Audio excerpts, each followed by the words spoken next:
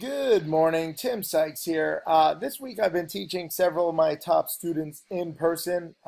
Just wanted to thank them all for actually making the trip. Some of them from literally around the world. One guy in particular, I got to give props. He came all the way from Europe to learn. I love teaching in person, and I think that it really helps you guys. So if you do want to learn in person, I linked this link on my Twitter, and you can go fill out a form. We don't accept everybody. People have to have the right attitude, but I think it really helps. Sorry, I've been losing my voice because I've been talking for 2 straight days. This is the page where you go apply. It's called My Market Mastery. And these are the last 2 dates. We have some more coming in New York, Miami again, and we're also doing one in Europe. So go to this page. I'll link it below this video. But thanks to my students for coming. And again, I'm sorry I lose my voice after these things. These are not easy, where I'm literally talking for 2 straight days, but a lot of great lessons. I made roughly $1,500 over the past 2 days, some good trades, some bad trades. But more importantly than the profits or the losses, there are lessons. And hold on one sec, I have something in my mouth. What is this? It's rough after. It's like my eyelash is in my mouth. That's crazy. It's a rough day for me after I do these things, but it's cool. Um, More important than the profits or losses are the lessons. And this is what I want to go over today. Actually, OCRX is breaking out right now. Um, as I'm filming this, I was actually trying to dip by it, but it didn't dip enough. So I was like, no big dip. I'm not going to buy it. And so this is the second day in a row that I've screwed up. Yesterday, I was buying this in the 80s on the dip. And actually, the dip lasted for the first half hour. Um, and I had to exit pretty quickly, and I was not happy to do that. But it was a delayed morning spike. And now today, we didn't get a big dip, so I thought that I wasn't really going to touch it. I really wanted, a spike then a quick dip. I really like that because it reduces my risk. When you have the spike on news and you have the dip, maybe some people got a little too excited, and that creates some upside because the goal is to buy it on a dip and then sell it into the rip, sell it into, if it tests the pre-market highs or the highs at the market open, and then it can keep going. And yesterday, from my buy in the 80s, even though I mistimed it, it was a nice move up to 110 all in the first hour or so of the day. So I was a little too early. What did I do on that? I think I broke even. Yeah, I made like $100. That was nothing. But it's okay to make mistakes, and it's okay to sell too soon. I want you guys to understand that. A lot of you, exit too soon. I teach to cut losses quickly, so you do sometimes. And when you do, sometimes you cut losses, and then the stock goes right back, and you're like, damn it, why did I cut losses? Do not question cutting losses quickly, okay? I want to help you understand the proper perspective and mindset, because a lot of the time I exit, I play too safely. In a perfect world, you're there for all the big moves. But in the real world, sometimes you're going to protect too safely and you're going to miss out. One thing that you can do is get back in. For me, this is probably my biggest psychological issue, where I have problems when I make a good call on a stock. It's very tough, and I don't necessarily profit. Like, either I cut losses or I take profits too quickly. It's very tough for me to remain unbiased getting back in, because then am I getting back in because I think the stock is going higher, or am I getting back in because it's a revenge trade? So I recognize that flaw in my personality, and I'm not proud of it, but you do have to recognize your own strengths and weaknesses. I know a lot of traders where they get out too soon and they get right back in. Yesterday, on AUPH, Tim Grittani was shorting it. I was buying it, and it was like a battle between the Tims. Like, the chat room was loving it. It doesn't really matter. We go against each other all the time. I don't take it like personally or anything. It's just a question of we have different personalities and different patterns. And I am proud to say that this time I actually was right on AUPH. It doesn't usually happen. Usually Tim Grittani beats me because he's a genius. But he was basically wrong here. Where was it? Right in here. It was a midday breakout on AUPH, and I was buying it after shorting in the morning. One good thing that I have learned to do is, even when I think a stock is a good short in the morning, if it proves itself, I might buy it in the afternoon. A lot of traders have problems going long or short and, flip-flopping. That's what trading is about, guys. Okay? You're not a political figure where you have to, promise your constituents like to stay true to one principle. Traders, you're trying to profit from whatever the stock is doing, whether it's long or short. So don't feel bad if you flip-flop. It's really not the end of the world. In fact, it's actually a good thing. That's what trading is. So I was shorting this in the morning. I had a small profit, but it could not crack the day lows. So I covered very disciplined, and that was actually good for me to play it so safely. I also got to give props to my student, Alice. Let's see if we can see her in this picture. Here's Alice, and she was shorting AUPH, I think in the, the 670s or 680s. And she covered right near the day low at 663. And she said, if I hadn't been there, she probably would have held the position. She probably would have added to the position. And now, it would be a big loss. So you have to learn, to take disappointing profits. Trading is disappointing. You're not always going to have the perfect trade. So I'm proud of her for doing it, and locking in those profits. But then in the afternoon or midday even, it was testing these day highs, and it was testing multi-day highs. And so I was buying it here around 715-ish, thinking that it could take out 725 and then take out the 2-day highs at 730, maybe go to 750. Tim Grittani was shorting it. To my credit, I was right. It did break out, and I did sell in the 730s. It was a good trade, although, again, it was disappointing. It did not go to the 740s or 750s. Today, it got to the 740s, and it's like a choppy, frustrating stop. But Tim Grittani was shorting it here, and he was wrong. He stopped out, and he cut his losses.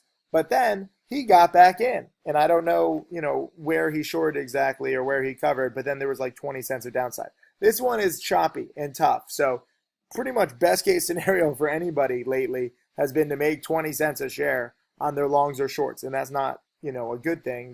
That sucks, but that's what's happening with AUPH. You don't want to, go into a trade like AUPH and put your foot down and drop the hammer, as Tim Grittani would say in his earlier on in his career before he learned to cut losses. You don't want to find yourself down on a choppy stock like this, like AUPH. If Alice had not covered in here in the 660s, she'd be down, 50 cents a share. That's too much to risk on a choppy stock like this. This stock could go to $8, okay? This stock could go to $6. It's really, really tough and really, really confusing and really, really choppy.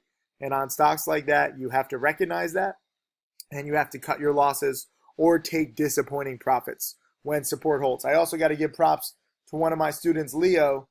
Where is Leo in this photo? Oh, he's standing. Here's Leo, and he was shorting AUPH in the afternoon on the failure to break out. So I like it. You're shorting it in the morning on the failure to go green, and then you're shorting in the afternoon on the failure to break out. Those are two good entries for shorting. Granted, this is a choppy stock. Granted, it just keeps going. But I like where that thinking is. And I shorted it too on the failure to go green on the day in the morning. So that was a good little thesis, although it didn't work out. Leo was shorting it somewhere in here in the 720s, and he covered nicely right around here at 7 into the panic. Again, nothing huge at all. It's not like Leo made a great trade. It was just a trade that he had to make because it wasn't really cracking. And by doing that, by locking in the 20 cents a share, it protected him from today's choppiness. Right now he'd be break even, but he would have risked being down, 25 cents, and you never know how far a morning spike can go. And, the company was reporting earnings. The earnings weren't that good, but the reaction was pretty good. There's another question I get. A lot of people say, Tim, the earnings numbers were terrible. Why would you say that this is, a good stock to buy? Because for me, it's all about the reaction to earnings. Okay, this isn't CNBC bullshit brainwashing where you just say, oh, the company reported this. Look how easy it is. It's an earnings loser. numbers are tough because a lot of it is baked into the price already, and it's a constantly moving game. So for me, I focus on the reaction to earnings. And, maybe AUPH tanks later today because this morning spike looks like it's failing yet again. And this is its fifth attempted green day, which, is really overextended. But at the same time, shorting in this market is tough. So I want you to analyze all different angles. And perhaps the best lesson of this is sometimes you have to take disappointing profits. And you have to get used to disappointment in trading. In fact, if you understand this lesson, please leave a comment, below this video and just say, I'm disappointed. It'll be funny. All the people who can't access this video, they'll just see comments from people saying, I'm disappointed. What? Did Tim disappoint you? I knew he would disappoint you. In reality, you have to accept disappointment. So leave a comment below this video. I won't take it personally, and just say, I'm disappointed. And I'll understand, and anybody who watches this video lesson will understand that it's okay to be disappointed. If you expect every trade to be perfect in trading, you'll inevitably be disappointed. But if you understand already that you're going to be disappointed on some trades, it's really not that bad. And Alice was quite happy when she, covered for 20 cents a share in profit. Nothing huge. I think she made like $50 or so. And Leo made the same. I think he made like $100. But disappointment and protecting yourself in trading is a very tough but useful lesson. Also, one other quick lesson for the day before I actually start looking for some trades. But I wanted to get this lesson out here in the morning spike because it's important. BLCM yesterday had a big spike. Go here. So now you can see the big spike from 12 to 14. And it turned out it was on some analyst comments. I thought that it was on earnings, and I mistakenly tagged this as an earnings winner. And I was looking to dip buy earnings winners. And where do you try and dip buy this? You have the nice morning spike. It's holding near the morning highs, but then it starts fading. And it looks like, at midday yesterday, it looked like it was bottoming at 1340. Then 1320, and then at the end of the day, 13. So where is the ultimate dip? Well, you have to look at multiple different time frames. So multiple time frames on this stock. This is an ugly 6-month chart. Let's look at 15 days, and let's look at intraday.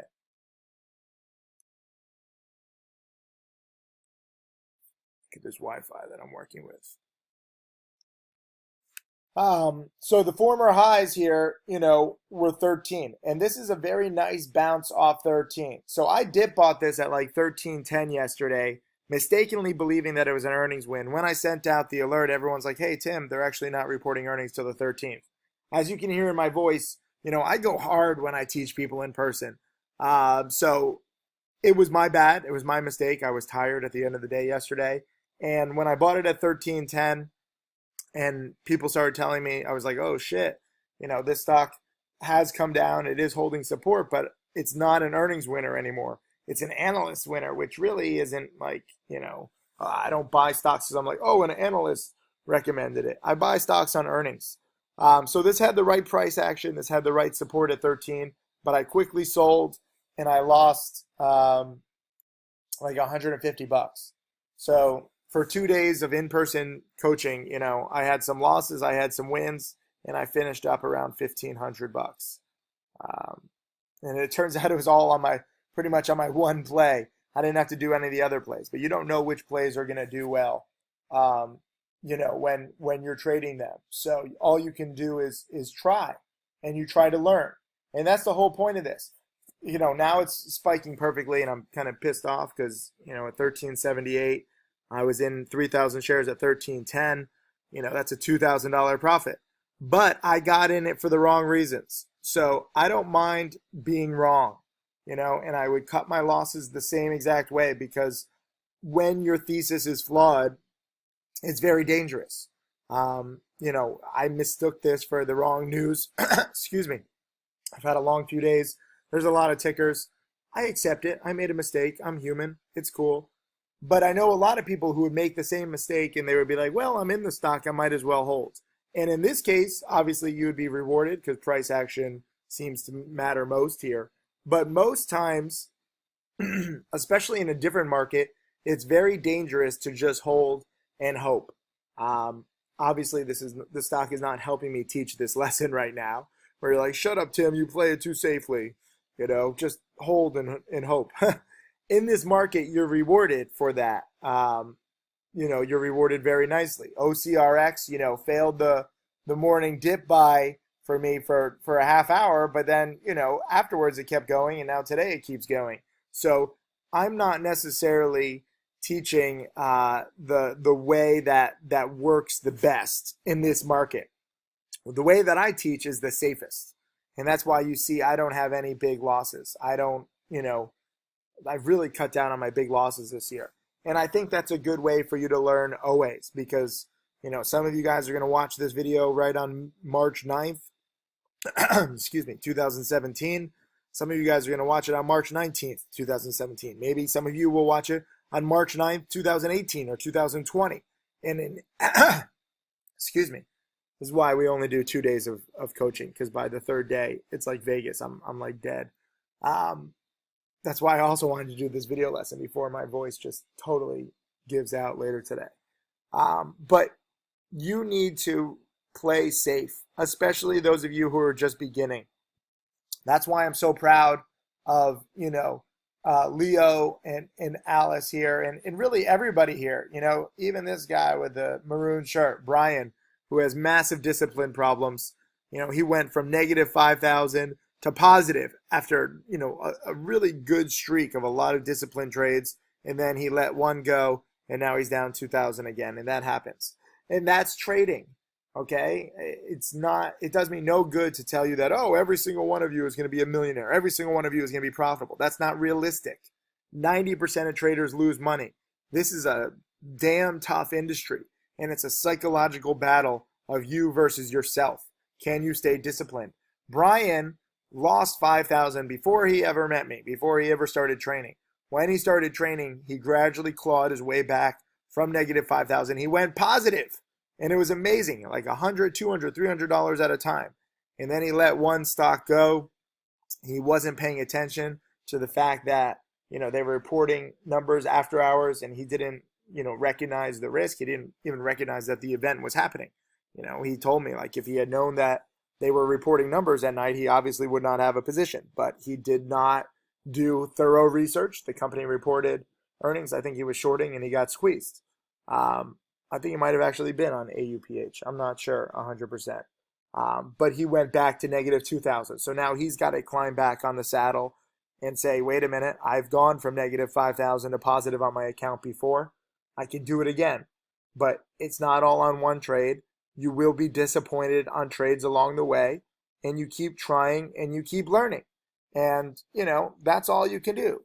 A lot of these other guys made a few $100s, a few $1,000. Well, this guy made $2,000 over the course of 2 days. And he's disappointed. He's only 22 years old. And he's like, I see what Tim Grittani is making. Like, Tim Grittani made 70 grand the other day. And I'm like, that's after, 3, 4, 5 years of study. You're on year 1 of study, and you're 22 years old making $2,000 in 2 days. You have to keep some kind of perspective. If you make $1,000 per week, every single week, that's 50 grand per year. And you're 22 years old, you're making more money than most 22-year-olds. Okay, you're making more money than most 30-year-olds. If you make 2 good trades per week, which, he did, he made 2 grand this week. If you make 2 grand per week, every week, obviously some weeks you won't, but let's just say that in this example you will. You're not going to trade every day. You're not going to take bad trades, but you can make 100 grand per year as a 22-year-old. That's pretty fantastic. So that's the upside. But you also need proper perspective. Are you kidding me? OCRX just keeps going. So this is now nearly double where I bought it. I probably should be long right now instead of making this video lesson, but frankly, I've underestimated it the whole time. So why stop now? Congrats to a lot of you guys. Especially one of my guys, Ryan. What was his username? Sorry, there's a lot of you guys to congratulate lately. Ryan 13456 in the chat room, and he messaged me. He said, "Tim, I made $900 with an overnight play in OCRX, and now as the stock is spiking, I'm sure he's disappointed that with the 900 because it probably could be like 2 grand. Do not be disappointed in your profits. Do not be disappointed when you lose. Leave a comment at the bottom of this video saying I'm disappointed. If you understand that you have to live with disappointment in this game and it's not the end of the world. When you make $900 overnight like Ryan just did, that is fantastic. When you make $2,000 in a week like some of my top students are making, that's fantastic. If you make $70,000 like my absolute top student, Tim Grattani, that's fantastic. And now he's at like 4.1 million. Okay? Be grateful for every dollar that you make. Look at OCRX. This thing's just unbelievable. I teach safety first, okay? I'm not going to stop teaching safety because a lot of you guys need safety, and it's better to get out too soon than to chase. So I was wrong on OCRX, not chasing and not really believing in this stock, and now it's going supernova. But I did have a great alert on my buy in the 80s, and I'm going to take a win away from that. I made a little money, but more importantly, I recognize the news, I recognize the catalyst, I recognize the breakout potential. Unfortunately for me, I bought it literally during the worst half hour of this stock's entire run-up. And let this also be a lesson to you that, some of you are like, Tim, I want to learn, but I'm so busy. Like, I don't know how I'm going to trade all these busy stocks. For the first freaking half hour, or the first hour after the news came out, from 9 a.m. to 10 a.m., it did nothing.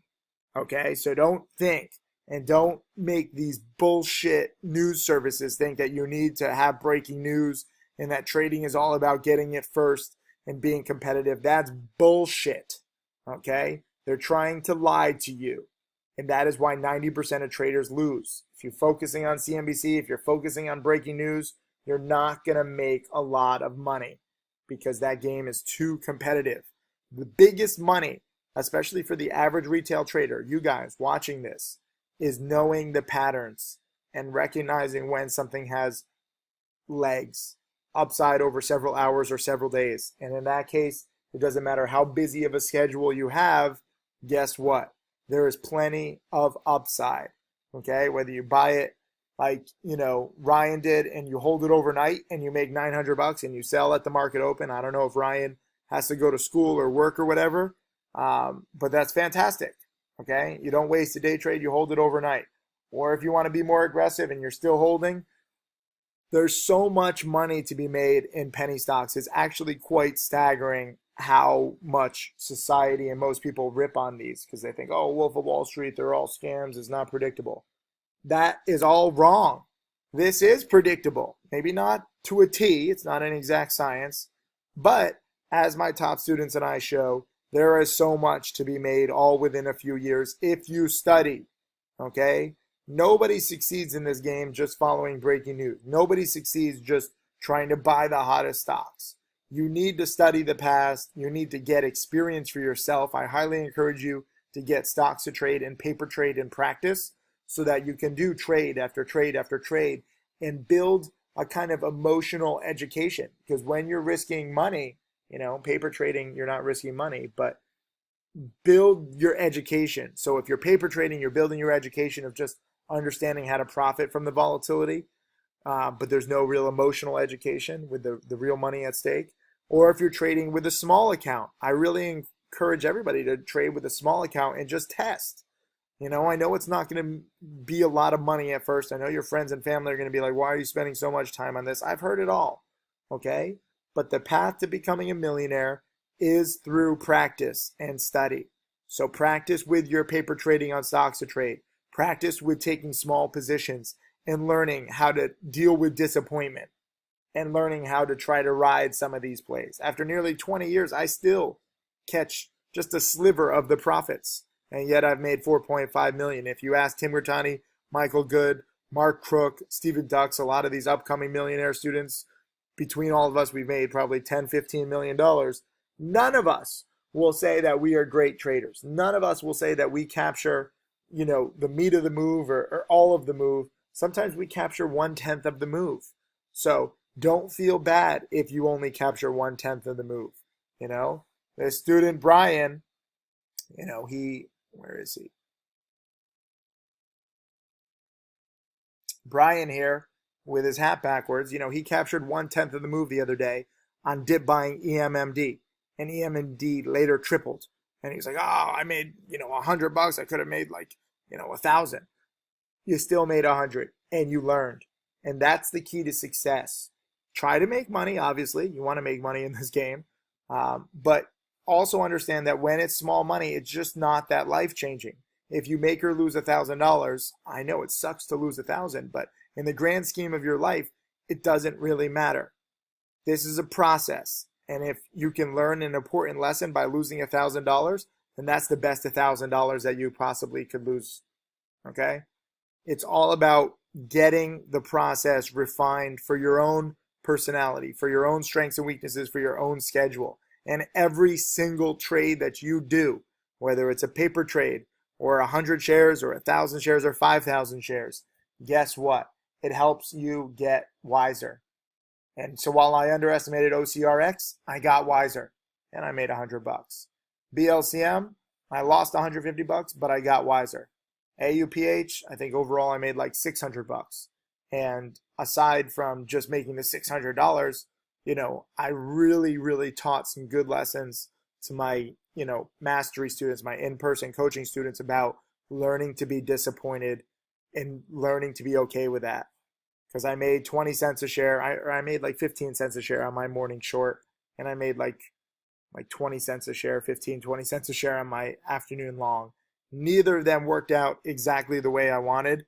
But now looking back, I actually, on these two trades, even though I made literally 15 cents a share on both of them, on each of them, I took the majority of the move. And sometimes the move is not going to be great. Not every play is going to move like OCRX, where, I made like a penny a share and I saved myself from losing, like 4 cents a share, right? But now it turns out there was like 80 cents a share of upside. Not every play is going to be like this. Okay, so I don't want you thinking that. A lot of the plays, it will only move a little bit and you will have to protect. So this video lesson I think is actually turning out pretty well, where I'm showing you the different options, long and short, the different plays, and trying to help you understand where the profit opportunities are. Where there's volatility, there is profit, long or short. But it's not necessarily going to be as much as you want or expect or plan for, and all you can try to do is your best. Some people say, oh, Tim, I'm having problems, staying in the trade. So do more trades, get more experience, Tim, I'm having problems like profiting a lot. So focus on better plays. The answer to making more money. Oh, my computer's going to die. How many minutes do I have left? I got 8 minutes. This thing sucks up my computer so bad. The answer to, being really successful is not playing like 1,000 plays and adding up $5 at a time.